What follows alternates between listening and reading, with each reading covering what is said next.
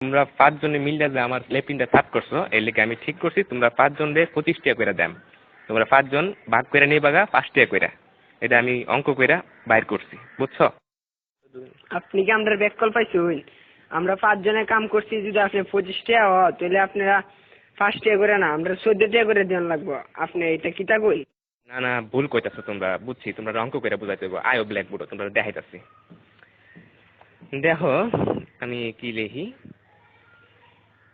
এই হইল 25, 25 5 দিয়ে ভাগ করলে 5 টাকা থাকে। 25 2 এর মধ্যে যা না, কিন্তু 25 এর মধ্যে যা।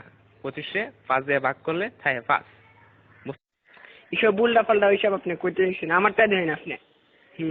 চাই নেমদা 5 আমরা যদি 25 দিয়ে ভাগ করি তাহলে 5 2 এর ভিতরে জানা জানা তো, কিন্তু 5 আবার 5 এর ভিতরে যা।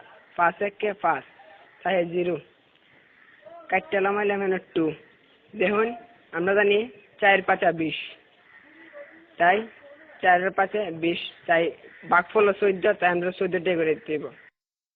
এইসব আদা সুদা কথা করতে শুনছো, আমরা তোমার গুণ করে দেয়া দিতেছি। এই দেখো এটা হচ্ছে 5, 5 দিয়ে গুণ করলে হয় 25, বুঝতে পারছ? এটা আজাইরা ফাজাইরা আপনি কি সব করতেছেন? হ্যাঁ, আপনার হিসাব হয়েছে না, আমি আপনার আবার নতুন টিকা হিসাব করে দিতেছি। এটা কেন 14 আর 5 গুণ করলেও 4 5 20, 5 1 5, মোট কত হইল? 25। দেখছেন আমার হিসাব? অহন বুঝতে পারছি তোমরা সত্যি আসুদা। আমরা অঙ্কটা দেখো, 14 14 14 14 5 বার দিছি।